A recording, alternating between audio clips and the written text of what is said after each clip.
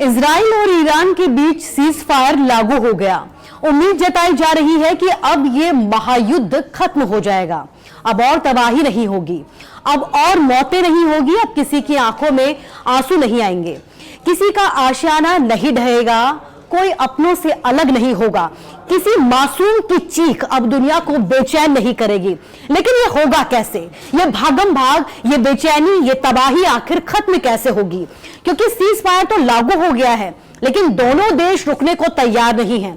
ऐसे में दुनिया भर में यह सवाल उठने लगा है कि आखिर ये कैसा युद्ध विराम, आखिर ये कैसा सीज फायर। नमस्कार, मैं हूं आपके साथ कुसुम रावत और न्यूज 18 के डिजिटल मीडिया प्लेटफॉर्म पर आपका स्वागत है। लगातार सवाल उठ रहे हैं दुनिया भर में, क्योंकि दोनों देश एक दूसरे पर लगातार हमले करते जा रहे हैं।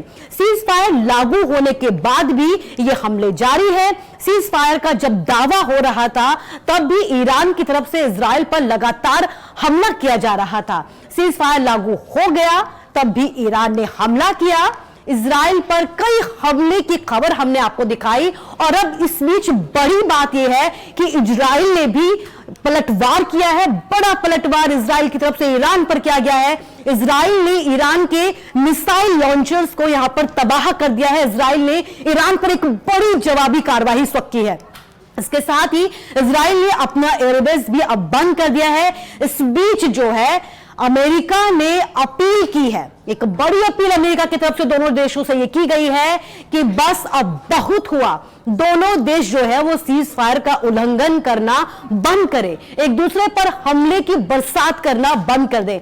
अमेरिका की तरफ से यह अपील की गई है। अमेरिका के राष्ट्रपति ने दोनों देशों से यह अपील की है कि अगर सीज फायर लागू होने के बाद भी ये हमले होते रहे, दोनों देश एक दूसरे पर ऐसे ही जो है बरसात करते रहे हमलों की, तो इससे अंतर्राष्ट्रीय स्तर पर जो है वो गलत संदेश जाएगा, एक बड़ा ही नेगेटिव मैसेज यहां पर जाएगा। आपको बता दें कि दोनों देशों के बीच मध्यस्थता की पहल भी अमेरिका की तरफ से की गई थी। युद्ध के 12वें दिन सीज फायर का ऐलान किया गया, सीज फायर का दावा किया गया। इसके कुछ देर बाद ही सीज फायर लागू होने की खबर भी हमने आपको दिखाई। लेकिन अब जो है वो लगातार दोनों देश एक दूसरे पर हमले करते जा रहे हैं। 12 घंटे में ईरान पहले ईरान की तरफ से मध्यस्थता की बात कही गई है, और फिर अगले 12 घंटे में इजराइल जो है मध्यस्थता करेगा। कुल मिलाकर 24 घंटे में शांति की पहल होगी। आपको बता दें कि इसके लिए बाकायदा 3 जो फॉर्मूला है वो तैयार किया गया, और इसकी जानकारी अमेरिकी राष्ट्रपति की तरफ से जो है वो सोशल मीडिया पर दी गई। उनकी तरफ से ये दावा किया गया कि इजराइल ईरान जो है अब उनके बीच में बात बन गई है। दोनों देशों से अपील भी की गई है कि बस अब शांति बनाए रखें, सम्मानजनक तरीका का जो रवैया है वो एक दूसरे के साथ अपनाएं। 3 फॉर्मूला आपको बता देते हैं जो सीज फायर के लिए तैयार किए गए। फॉर्मूला नंबर 1, पहले ईरान जो है वो युद्ध विराम करेगा। इसके बाद जो है 12 घंटे बाद ही इजराइल की तरफ से सीज फायर किया जाएगा, और कुल मिलाकर जब 24 घंटे हो जाएंगे तो ये युद्ध जो है वो पूरी तरीके से रुक जाएगा। लेकिन ईरान मानने को तैयार नहीं है, इजराइल भी मानने को तैयार नहीं है। पहले ईरान की तरफ से हमला किया गया, और उसके बाद इजराइल की तरफ से भी जवाबी हमला किया गया।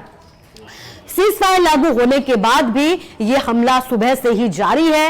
ईरान की तरफ से अब तक कई बार इजराइल पर हमले हो चुके हैं। इजराइल में लगातार सायरन बज रहे हैं, अलर्ट जारी किया जा रहा है। ईरान ने कई बार यहां पर हमले किए, जिसके बाद कई मौतों की खबर सामने आई है। 13 से ज्यादा इजराइल में अब तक मौत हो चुकी है। इसके साथ ही कई लोग यहां पर घायल भी हो चुके हैं। तनाव यहां पर लगातार बना हुआ है। शांति की उम्मीद की जा रही थी, लेकिन तनाव की तस्वीरें लगातार आपको दिखा रहे हैं। हमारे संवाददाता रिफत जो है इस वक्त इजराइल में मौजूद है और बड़ी ही जाबाजी के साथ यहां पर पूरी जानकारी दे रहे हैं।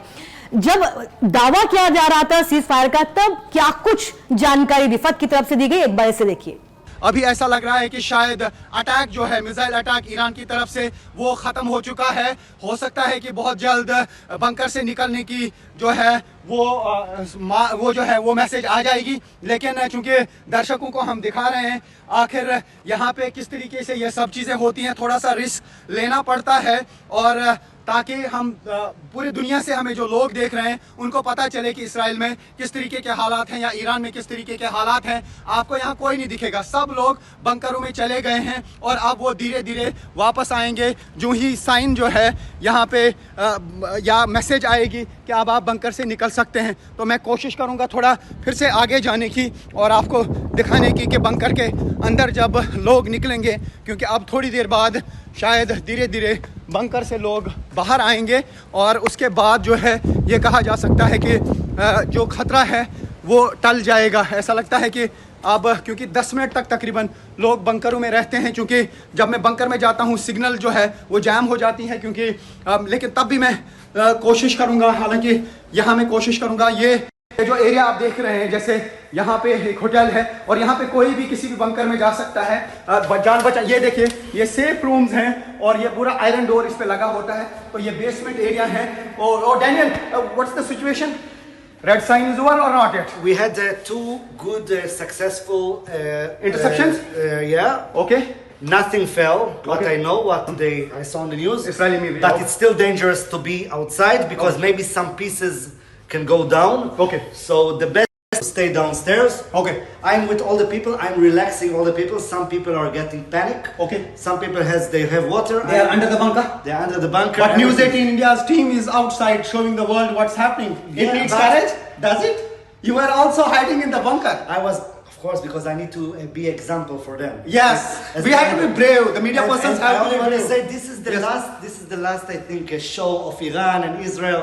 Let's make peace. Okay, Let's that's end- very important. ये let's कह रहे हैं end ये it. लास्ट शो हो सकता है, आर पार की जो जंग चल रही थी उसका लास्ट डे हो सकता है। ये यहाँ पे डैनियल मुझे बता रहे हैं, इनको लग रहा है कि ये लास्ट पे दोनों मुल्क जो है अपनी अपनी ताकत दिखाएंगे और जितना भी इनसे हो पाएगा आर पार वो अपना जो सामान है वो खर्च करेंगे। और आज दिन का खेल इस तरीके से देखा जा सकता है आर पार। लेकिन मैं आपको बता दूं अभी भी लोग bunker, people have not come out yet from the bunker, it is still there. People didn't come out. They're still downstairs. They are waiting until the application will tell them that it's safe to go down, to go up. Okay. And I just want to say to all the Indian people, don't be afraid to come here to Tel Aviv. After we have peace, you come and travel in Tel Aviv and in Israel, and we'll come back. देखिए to ये India. कह रहे हैं कि हम वापस आना चाहिए इंडियंस को यहाँ पे, ये उनका वेलकम करते हैं। लेकिन जब यहाँ पे पीस रिटर्न होगा तभी ये पॉसिबल होगा। अभी तो यहाँ से लोग निकल रहे हैं, इवैक्यूएट उनको किया जा रहा है। इंडियन एम्बेसी की तरफ से इंतजाम किए गए और लगातार उनको इजिप्ट या फिर जॉर्डन के रास्ते से इवैक्यूएट किया जाने का प्रोसेस शुरू किया गया था। 2 दिन से वो इवैक्यूएट हो रहे थे, लेकिन जिस तरीके से रात के दौरान ईरान की तरफ से जो ओमान है वहाँ पे अटैक किया गया दोहा पे, तो यानी कतर में, तो उसके बाद जो है यहाँ पे सूरत हाल बिल्कुल कशीदा हो गई। और अब देखना होगा कि क्या सारे रूट खुले हैं, क्या एयर स्पेस खुली है, अभी कोई चीज़ क्लियर नहीं है, कन्फ्यूजन बहुत ज़्यादा है। क्या ये सिलसिला रुकेगा? अगर किसी मुल्क को बहुत ज़्यादा डैमेज हो गया तो फिर से ये उसी पॉइंट पे आ जाएगा जहाँ पे कल शाम को था। लेकिन अभी हमको नहीं दिख रहा है कि कहीं पीस के साइंस हैं दोनों तरफ से। इजरायली फोर्सेस लगातार जो हैं अटैक कर रहे हैं ईरान पे। यही वजह है कि अभी ईरान ने बैराज ऑफ मिसाइल्स लॉन्च किया है। हालांकि डैनियल ने मुझे बताया कि इजरायली मीडिया में खबर आई कि खाली 2 वहां से मिसाइल दागे गए थे और दोनों को इंटरसेप्ट किया गया। तो रिफत की आपने पूरी रिपोर्ट देखी कि किस तरीके से बड़ी ही जाबाजी के साथ रिफा जो है यहां से पूरी जानकारी दे रहे हैं। इस बीच सीज फायर की बात सामने आई और शांति की बात सामने आई, ट्रंप की तरफ से अपील भी की गई। लेकिन आपको बता दें इस पूरी प्रक्रिया में किसने अहम भूमिका निभाई? कतर। कतर वो देश है जिसने इस पूरे सीज फायर में सबसे अहम भूमिका निभाई।